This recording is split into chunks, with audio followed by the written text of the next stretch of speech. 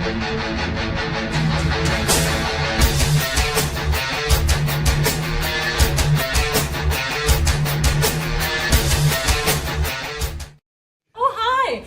the WOW Superheroes from WOW Women of Wrestling, and you're watching Ringside with What a Day, Joe Lowry.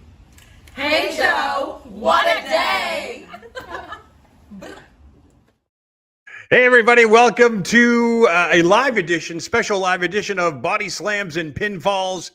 I'm Ringside, What a Day, Joe Lowry, and joining me is my partner in crime.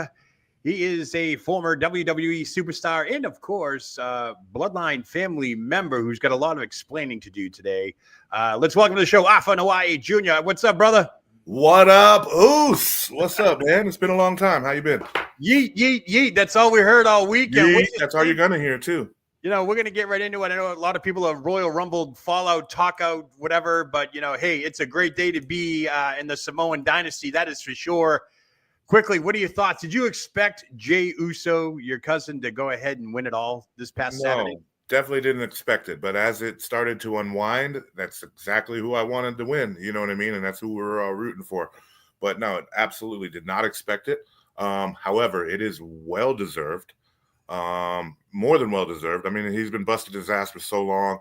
Right. You know, he really took a risk by taking the singles route. You know what I mean? And rolling the dice there, and it's paying off for him. I'm sure that he's, you know, top of the charts in the merch sales. I mean, he's rocking right now. Everybody wants to yeet with him. And, you know, everybody's about to yeet with him on the main stage at WrestleMania. And I'm so proud of him. I'm so excited for him. And as a family member, it's number 4 now. Yeah. You got to love it. You got to love it. So did you text him? Did you talk to him? Who's he going to pick? Is it going to be Gunther? Who's he going to pick? Man, I don't know who's going to pick. You know what I mean? He's been kind of vague with that. You know, right. He's been trying to, you know, blow that question off. You know, but he wants to surprise us all. He wants us all to be invested. You know what I mean? Like, he didn't tell any of us. You know what I mean? Like, right. And the reactions are real. So the support and the excitement and everything that is behind the whole yeet movement, and you know, we're so proud of him. Yeah, I forgot to play this at the beginning, but right there they are. There it is. The Queen, Charlotte Flair, and Jey Uso both winning the Royal Rumble. Unbelievable moments there.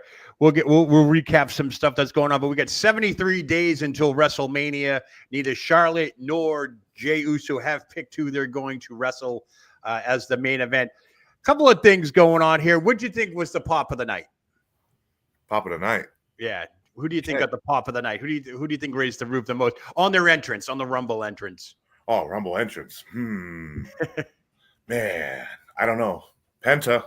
You know, Penta. I feel like the 1-2 that was a hot start. Oh yeah, you know that was a good moment. That was a good moment. I feel like, man, on entrance, man. I don't know. What about you? Yeah, I'm gonna play it for you right here. You tell me if this is pop of the night.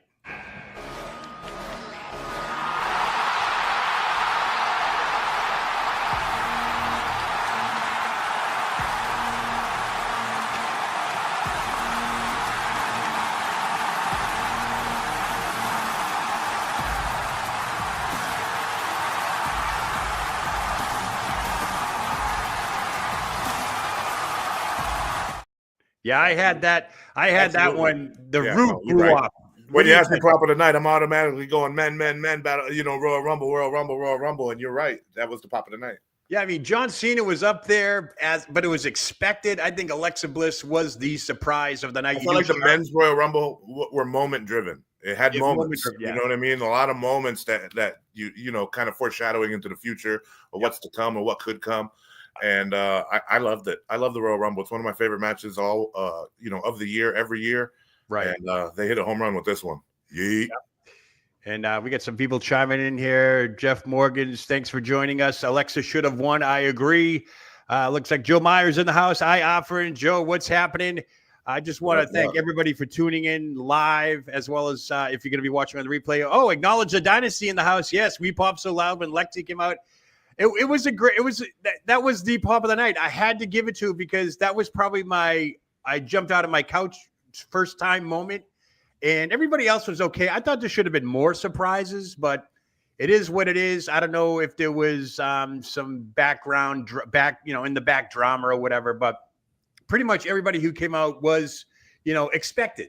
Right. But Alexa Bliss, I know the story broke late Saturday afternoon, and the cat was kind of out of the bag. But when she showed up there, it was just absolutely amazing.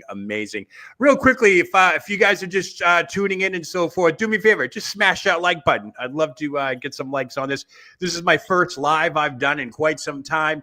Just to give you a quick background, Afa, I'm not sure you know it. I've had this channel for about since 2012. I used it basically for my iPod up until this past July, August.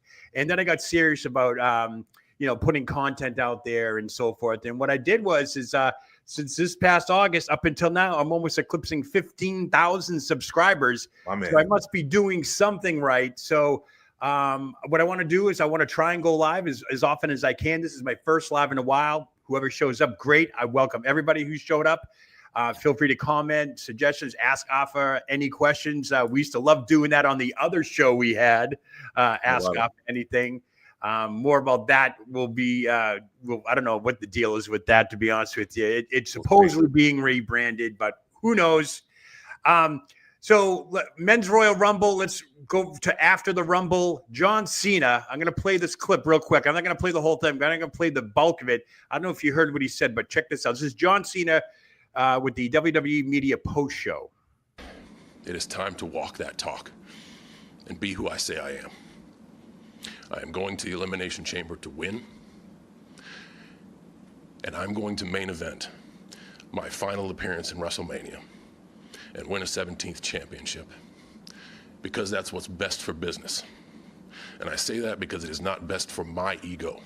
It is not best for my business. I have built my existence here off of hard work, loyalty to this company, and respect for all of its branches. I will win 17, not for me. All right, so you get the gist of it. He's inserting himself into the main event of WrestleMania, obviously going into the Elimination Chamber. And to follow that up, Triple H said that whatever John Cena wants, John Cena gets. So what do you think? Work, heel move? What do you think? What's up with John Cena at this point? Man, it's his last hurrah. It's his he's riding off into the sunset. And he, storyline wise, it would have been great for him to win the Royal Rumble. However, would have been, I feel like if John would have won, everybody would have been having a stroke about it, more so than they are with Jay winning. You know what I mean? Right. So it's going to be. I feel like this whole Cena thing, Cena's going to be over no matter what he does. Sure. He hasn't won a match in 2,000 days or 200 days or however long it's been. You know what I mean? So he doesn't really need to win, to be relevant and to stay over and stay in the spotlight. So it's curious, Sure. Does he win the Elimination Chamber? He's John Cena. He doesn't necessarily have to win the Elimination Chamber to still become in the main event picture, because he's John Cena, and that never give up kind of mentality that he's made a career off of. Right. Now it's time to show it and never give up and always push forward. And I feel like that's kind of the storyline that we could get right now, because that one would be believable. He's kind of aged. He's not in his prime anymore. He's on the twilight of his career, and to me, that's believable.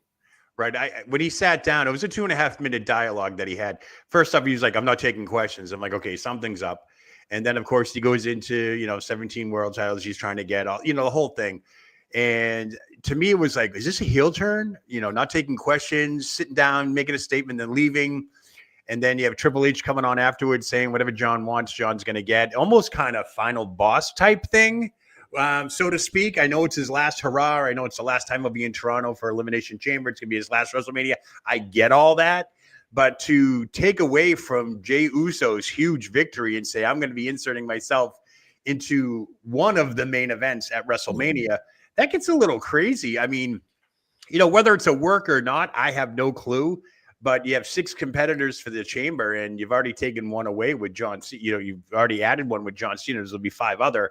To me, I already know. Look at this. What if Cena wins the gimmick, wins the belt before the WrestleMania, and then you get Cena and Jay? Yeah, that brings me to another point here with Cody Rhodes. Sources, some people, insiders, are saying that he's banged up after the match with Kevin Owens. Obviously, Kevin Owens showed up on Raw this past week and took out Sami Zayn.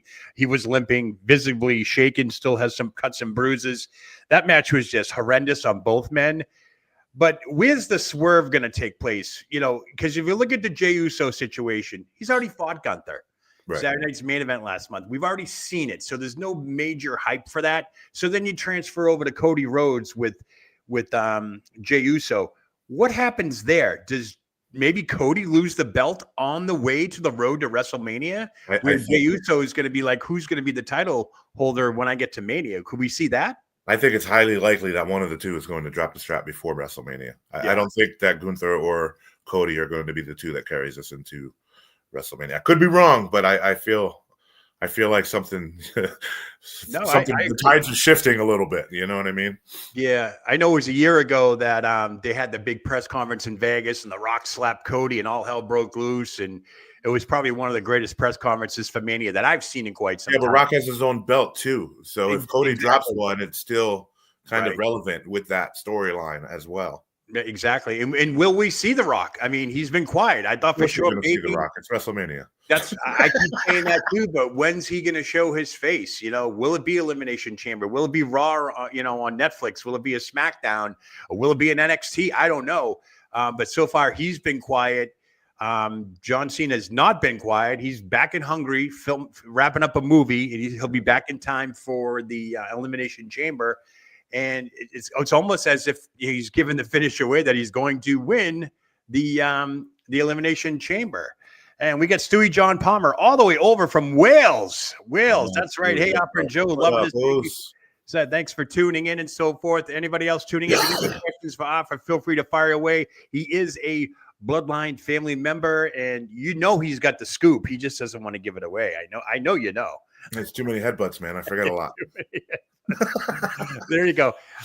Let's just cover the Women's Rumble. What did you think overall with the Women's Rumble? Charlotte Flair, kind of the front runner to win it, but no Becky Lynch. Were you shocked by that? I mean, to me, the women is pretty predictable. Minus Bliss, you know what I mean? But that even kind of got let out a little bit prior to that. But I feel like, I don't know. To me, it was all about the men's rumble. Not to take anything away from the women, because I know one of them went over an hour in there. So they're working their asses off. Yep. But to me, I feel like we could have done. I don't know. To me, I would have picked someone other than Charlotte. Charlotte's someone that doesn't need it, but I get it. She's chasing the numbers. Exactly. And it makes sense storyline wise, but it's just, Yeah, she's give us Jay, give us someone new. You know what I mean? Like I feel like two of the same motive, not one, but they split it. So at least we got one. Right. I agree. Exactly. I think Charlotte Flair was the safe bet. Yeah. Kudos to Roxanne Perez, over an hour and 7 minutes in there, set a new record, beat Bayley's record. Yeah. But give it up to Io Sky, Liv Morgan. They came in at 1 and 2 respectively, and they were right there until the end. They just, Roxanne eclipsed them by a couple of seconds. So kudos to them. Charlotte Flair, very interesting situation that I'm starting to uncover here. So I got a video sent to me, as you know, I don't know if you follow Instagram, but at Brock Lesnar guy, a whole bunch of people send me videos all the time. So I got a video of Charlotte. This is Charlotte right after she won the Rumble. Let's watch this video real quickly, and you tell me if you see what I see.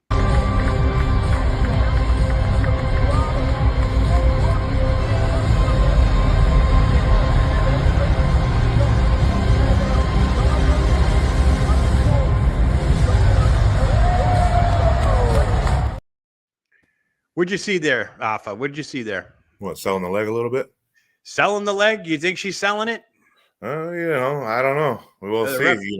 The referee was there. A lot of these people are known to be injury prone. I get it. I mean, this is her first time back in the ring officially. Royal Rumble, what, a year and a couple of months? Evidently, she's been through the ringer the past year. Obviously, news of her and Andrade's divorce came out. They got divorced last year. Nobody knew about it until this past week. Then you're nursing, she had the triple MCL, ACL, meniscus, all that stuff. She had that surgery, had to rehab that. She came back. I was all set with the selling of it, but let's take you to NXT last night where she showed up and kind of confronted NXT's Julia with Bailey and them in the ring. And I do respect you, and I wish I could be in that ring right now and shake your hand. And I do respect you, and I wish I could be in that ring right now and shake your hand. Okay, so why can't Charlotte Flair get in the ring and shake her hand? Yeah, maybe you're onto something. And then if maybe, anybody maybe watched, she tweaked it a little bit, and they're trying to keep her strong and don't want anybody to, maybe it's something minor that just kind of they could sweep under the rug. Hopefully it's something like that. I hope so, but it's like this. I don't know what's going to happen on Friday. She's going to make the trip to SmackDown to confront Tiffany, whether or not that's not in the ring. She was in the ring on Monday, but no. I didn't notice any limp or anything like that on Monday. Right. There was no physicality in the ring on Monday. There was no physicality last night, but for some reason she couldn't get in the ring. But if anybody watched NXT last night, less than 2 minutes later, Cora Jade showed up with a kendo stick and took everybody out. So there was physicality, and Charlotte was not involved with that. That raised a red flag to me there as well. So I don't know whether it's tweaked, whether they're playing it safe, whether they're selling it, or are we in for another swerve? Is Charlotte going to win somebody's title before Mania? Or something like that. There's a lot of curveballs being thrown right now. This is the Triple H era. He's going to keep you guessing. He's going to keep a lot of people at bay. He mentioned it. He doesn't leak anything to the press. So if you hear anything with the so-called dirt sheets, it's not coming from him. So he made that abundantly clear on the post show. So I don't know what's going on with Charlotte, but I am noticing it. It'll be interesting to see if there's any physicality with Charlotte on Friday. That way we could see what's really going on with Charlotte. They haven't said anything. Whether or not she's selling it, that's great. But that just kind of threw me off last night when she says, I would love to be in there to shake your hand. She could have went in and shook her hand and left the ring, and then they could have had it. You know what I mean? So it's just me. Maybe I'm, conspiracy theorist after all. I don't know. Maybe I'm diving in too deep, so to speak. But nonetheless. That's what you do, man. That's what there you do. Go. And we got some more people chiming in here. Stewie's coming in here. My 10-year-old nephew was crying when Jay hit his promo on Raw. He's the biggest fan. He had loads of Jay merch at Christmas. All right. Even overseas, the Yeats going off the shelves overseas. You got to love that opening segment was chilling. That was truth. It was amazing. There was some truth there, man. He was overwhelmed with that. And the Jay that we're going to get, once he gets comfortable in there and understands that he's the man now, you know what I'm saying? Because he's been a little bro for a long time, next to Roman and trying to break free out of the whole tag team thing. And now he's the man, and once he gets comfortable in there, man, because I know him on a personal level and on the backstage off screen. And he is so entertaining. And what we're about to get is going to blow everyone's minds. Watch. I mean, everybody thinks they know Jay. They don't know Jay yet. Jay, once he gets comfortable out there, once he starts rapping, man, forget it. It's gonna be one hell of a thing with Jay because he so deserves it. He's been stuck in that tag team title. I don't mean title picture. I'm talking like that stigma of just being a tag team wrestler and to separate yourself from that. Just being a tag team wrestler, being like the GOAT of the tag team division. But it's so hard though to separate. Now you're a singles guy. No one's going to take you seriously because you don't have Jimmy by your side. You know what I mean? And don't get me wrong. There were some people that were upset Sunday that Jay won it. They were like, "What the heck's going on here? Triple H should be fired." I was reading these headlines. Haters always doing hate. It's just to show people, calm down. It is what it is. Acknowledge the dynasty. Why wouldn't he win though? He's basically Cena now. Yeah. He's Cena now. Nobody complained when Cena won. How many? You know what I'm saying? Like and plus they had that moment. It was almost like that was a special moment that they shared in the Rumble, right? And I think they made the right decision. No, I agree. It was good. It was shocking to see Cena lose the way he did. Because when I saw Cena and Jay in there, I'm honestly surprised that Cena made it that long into it. Yeah, it was amazing. I mean, Final 4 at best, but Final 2, I didn't expect that. Yeah, and then Jay obviously getting the win. Acknowledge the dynasty. They're huge fans of Roman and the Bloodline. Just to let you know, Afa, these people are great over there. Great podcast. Check them out if you can on social media. Acknowledge the dynasty. Yeah. As fans, they're switching over. They want Charlotte versus Tiffany. I think that's where they're heading. Battle of the springboards. Yeah. I think the moonsault, right? The springboard moonsault. I think that's where we're going to get. Yeah, except Tiffany could do it every night. Yep. I think we've already seen Rhea versus Charlotte. I don't think Charlotte needs to prove anything in NXT, even though this ain't the COVID years when she went down there and put NXT on the map during that time frame. So I think we're heading towards a Charlotte Tiffany type scenario for the main event on that. All right, so switching back over to the men's real quick. I don't know if you heard Drew McIntyre kind of upset. He had some issues following Raw. I mean, the Royal Rumble. First, it was reported that he had some issues with not LA Knight, Priest. Yes, Priest and Logan Paul. And then it turns out it was LA Knight. There was a situation where he was trying to get eliminated or being eliminated. And the way it went down did not bode well with Drew McIntyre. He literally walked through the curtain, packed his bags, and left. Obviously, visibly upset. A lot of sources came out. A lot of insiders said that was true. And basically, he missed Raw, stayed home with his family and so forth, just short of no showing Raw. But they used that storyline where the transfer window portal was open and they switched him back over to SmackDown. What do you think happened? What's your opinion of the Drew McIntyre situation on the Rumble and Raw? Man, Drew's one of those guys that does the business great, because everything that he does, everyone's like, is it a shoot? Is it a shoot? Is it a shoot? Is it a shoot? And almost every single thing that he does, everything that he says is a shoot. And I love that about him. He's just a great heel when it comes to,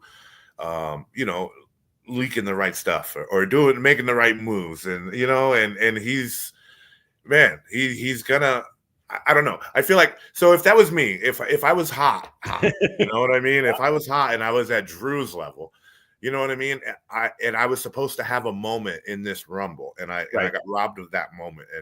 And then I went to the office, and then I was going to ask them, okay, how are we going to, give me that moment again on Raw? And if they didn't have that answer, then yeah, I might have probably sat that one out, especially if I'm at Drew's level. It's different if you're a brand new guy fresh up out of developmental trying to make it. You can't do that kind of shit. But Drew, yeah, he's a businessman. At the end of the day, he's been in the business a long time. Shit, he was in developmental camp when I was in there. And that was forever ago. So he's been rocking from this whole time. So, he knows what he's doing. But I feel like it's best for business that there's work leaking, what I mean? Stuff like this, because it adds, realism to the transfer portal and making everything all relevant, like the NCAA transfer portal. Like, we never had a transfer portal in wrestling before, you know what I mean? So it's just, I love it. I kind of love it. I think this is the new kayfabe. I honestly think that Drew McIntyre is playing the heel the way it's supposed to be played. There's few people that want to get canceled every single time you do anything in the business. You know what I mean? And I think this is the route you have to go now, with social media obviously being the number one culprit of spoiling any type of kayfabe. That Drew McIntyre, upset or not, even if he was, or even if he wasn't, or if this is part of his whole gimmick, he had to play that role from the moment he left the hotel to the moment he got to the arena, to the time he got eliminated, to the time he left the arena, got back to the hotel and went home. I think this is where we're at with kayfabe in the industry now. He has to play it. There is nobody that did not know what the deal was. A lot of people saw him visibly upset backstage. So you can call that, yeah, maybe he was upset. Maybe it was a work. Who knows? Only Drew McIntyre knows. And then to not show up on Raw or say, I'm not coming to Raw, I'm going to be home with my family, and then he gets transferred over to SmackDown. That to me sounds like this is the new kayfabe. I love it. In pro wrestling, because it has to be. It's social media is everywhere now. There are cameras everywhere. I remember back in the day, I used to see the Freebirds at the airport down in Norfolk, Virginia, and they played the role to a T, getting on and off the plane and all that stuff. They were in character. My pops wouldn't even speak English when we got pulled over by the police. it was real, How'd that turn out? It was, 50-50. 50-50. Oh my goodness, I can see that. You get pulled over with your dad, officer? Oh yeah, many times. First thing you would do is reach for the 8x10, throw them on the dashboard. Because if the cops are a wrestling fan, we're off. Oh my god! Did it ever work? Yeah, it worked a few times. That's worked awesome. A few times. That Another time, a couple other times, he's definitely gotten the ticket. You know what I mean? And it's always a story. Always a story. You've had some amazing stories with your dad and so forth, and your whole family. the bloodline. So God love it. That's awesome. That is awesome. Other drama that unfolded during Raw was Dr. Chris Featherstone of Sportskeeda did report there were last minute changes to Raw, like really last minute. There's nothing that you could that'll pinpoint any type of chaotic thing. So it might have been backstage. But here, I'm going to play this real quick. I think this might be what might have been a little bit chaotic. They had a great match. Io Sky, Liv Morgan, great match. 2 commercial breaks. They were on the air for at least a good 20 minutes, and then for no reason, Rhea Ripley runs down, attacks Raquel, and then whacks Liv Morgan, giving Io Sky the disqualification and giving Liv Morgan the win. Mm-hmm. And to me, that seemed a little chaotic. There was no need for that. There was a great match between Liv Morgan and Io Sky. They tore the house down. They did it on Saturday night's main event. They did the whole house tour circuit from the fall through Christmas up until Raw and all that. So I knew it was going to be a hell of a match, and they gave them some time to perform. But to have that type of ending. Yeah, but a heel win is a heel win. I heel get it. Doesn't have to pin you. They just got to win. I get it. And now we have Io Sky, who was, basically yelling at Rhea Ripley at the end saying, "You just cost me my WrestleMania moment." There's another curveball, does Io Sky go after Rhea between now and WrestleMania? So, Triple H at it again, just throwing these curveballs at us. But there were reports that there were last minute changes to Raw. I don't know exactly what they were. I only pinpoint that because that seemed to be the most chaotic. If there was any last minute changes, it might have been backstage and so forth. But I mean, again, so we're what are we? February what? Almost a month in now of Raw on Netflix. What are your takes on Raw being on Netflix now? I like it. I'm vibing with it. A couple technical issues. I feel like this week there was a couple blackouts when I was watching it. Yep. But getting through that, I feel like that's always going to improve. It's not going to get worse. Right. So I always feel like that's something that's always going to improve. So. I like it because I could fast forward straight through the commercials, everything, and we're rocking. Once it's over, because 9 times out of 10 I'm catching it late. Because we got training and a lot of stuff running with the battlefield. So I'm trying to watch it as I can. But yeah, I could skip right on through it, and I'm enjoying it. I think it's been going along good. A couple episodes have only been 2.5 hours, which is fine. I don't think there's a reason to have 3 hours every week. Now that we're in WrestleMania season, this last one was right on at 2. Yeah, it would. Yep. So yeah. I think to me, it's obviously successful. I think the first They're week, number one, right? They're number 5.9 million, almost 6 million globally watching it. The numbers, I've heard so many different stories with the Netflix numbers. Netflix puts their own numbers out. Only they have they're not FCC and all those people aren't involved with that like they are with Nielsen ratings and so forth. So basically they can be embellished, but nonetheless. Yeah, but if they're embellished, they got to pay per views or whatever, however the case may be. So they're not going to want to gas them up too much if they're going to have to pay it on the back end.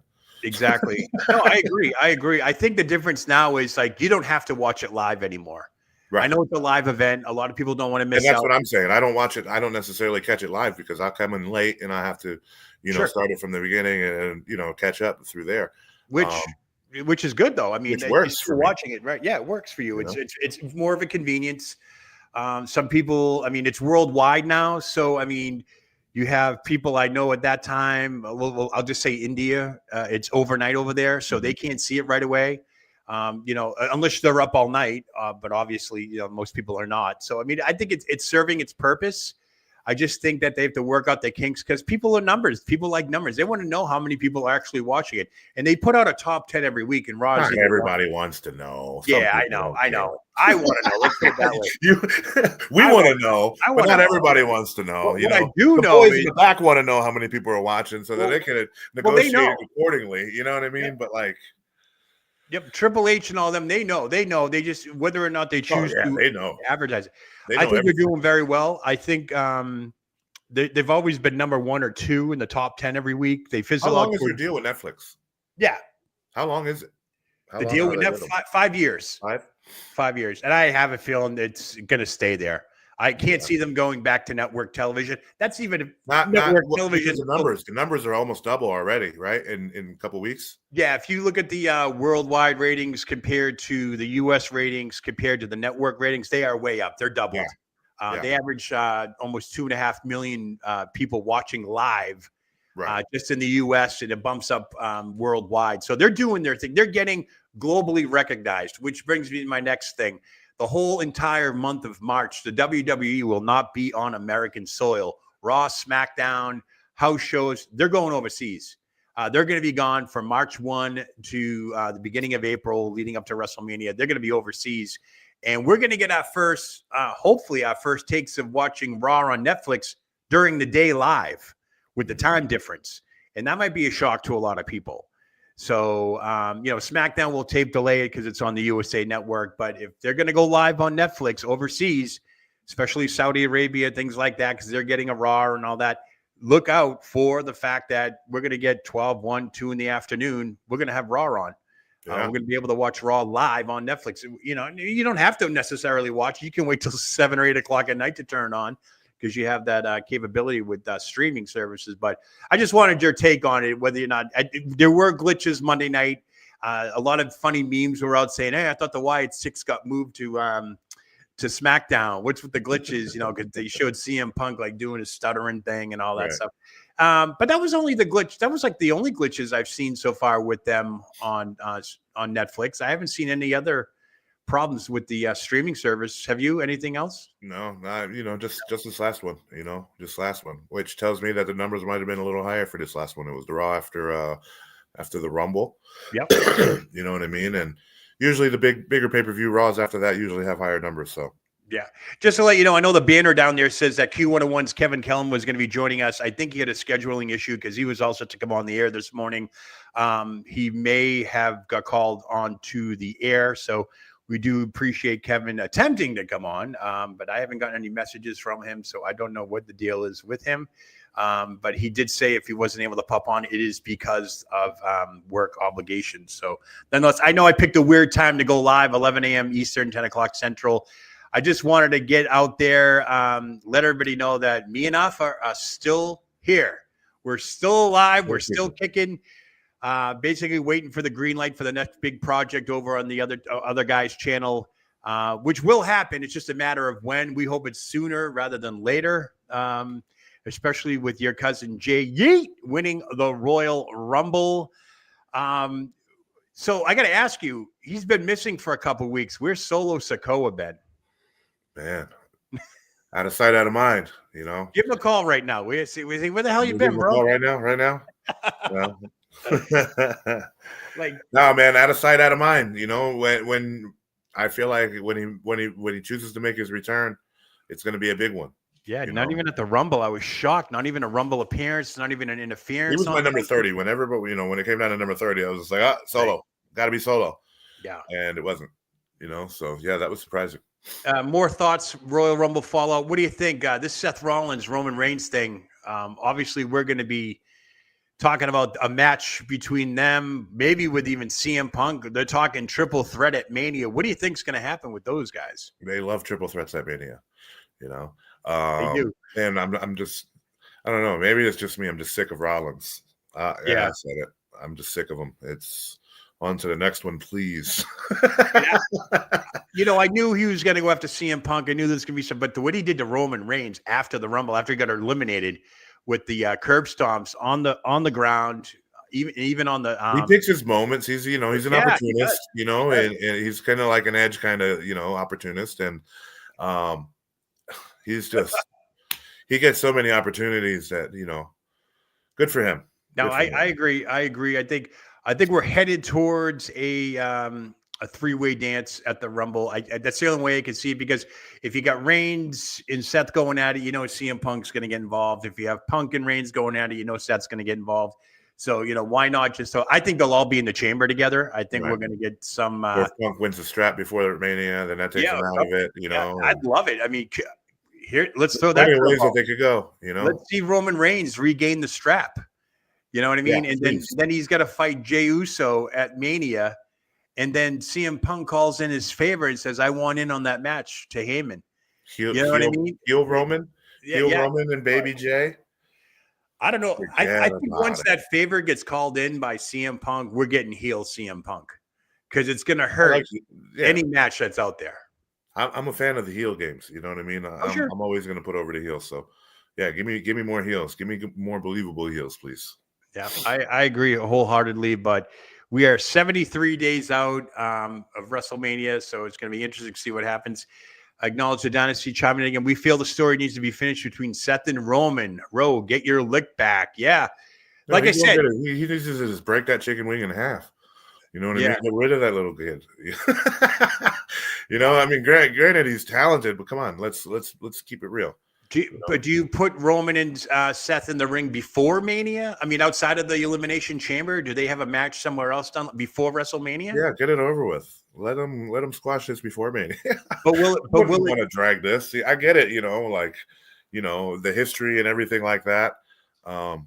But right. I feel like there's bigger things that we could do with Roman at WrestleMania. It's right. WrestleMania. No, I agree. I'm just trying to see what direction we can go in here if we get Seth and Roman before Mania, outside of the Elimination Chamber, because there's other people involved.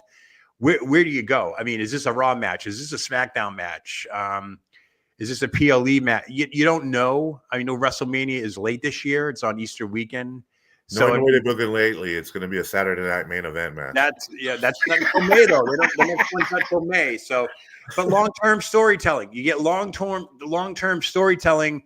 We're playing the story of what 10 years ago. Seth turned on Roman, and here we are now, 10 years later at the Rumble, and they're finally having words, and they're finally getting to acknowledge. I hate, no pun intended, acknowledge each other.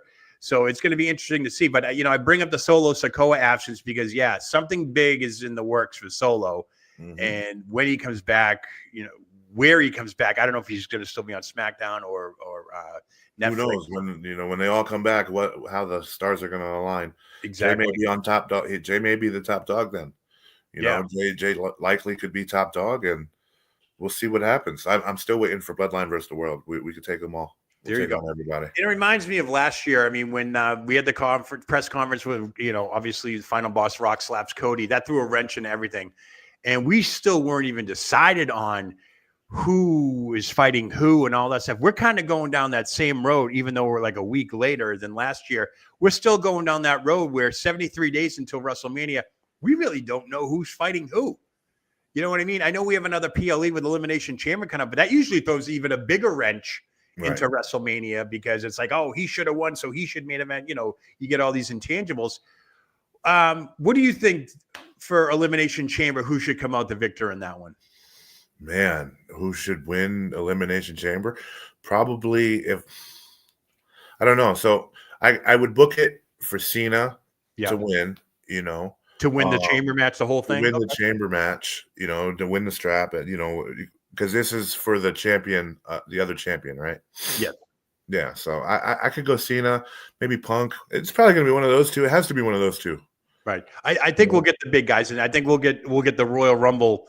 Because if you look at it, when Jay was in there with Roman, Seth, CM Punk, he was in there with all Drew's probably going to get the last spot, right? And Drew was in there. So you get all the – I looked in the ring at that night at the Rumble, and I'm like, Jay's the only one that hasn't captured a world title, and he's in there with all of them.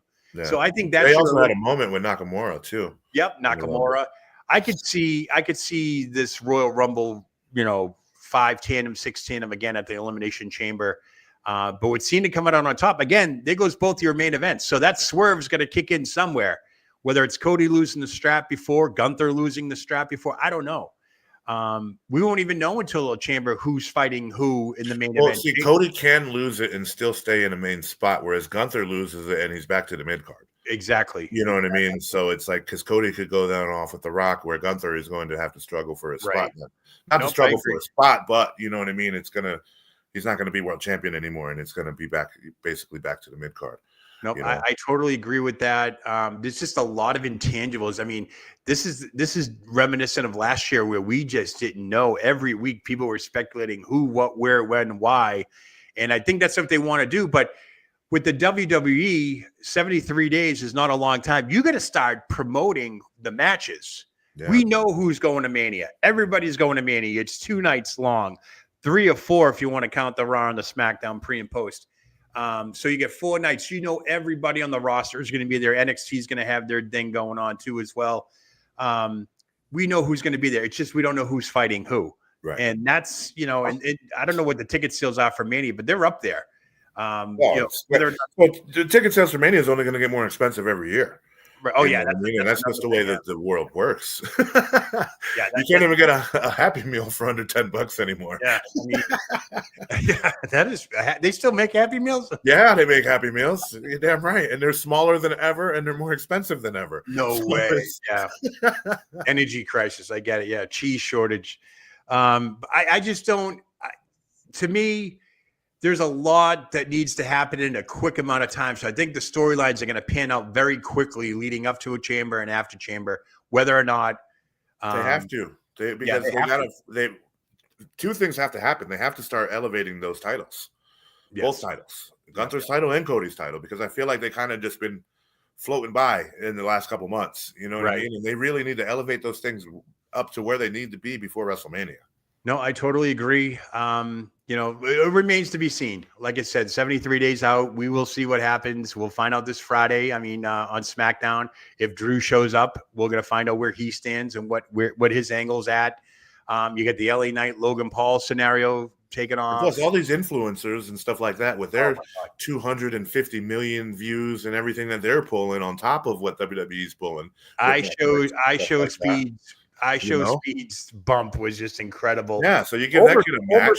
Over 300 million views, by the way.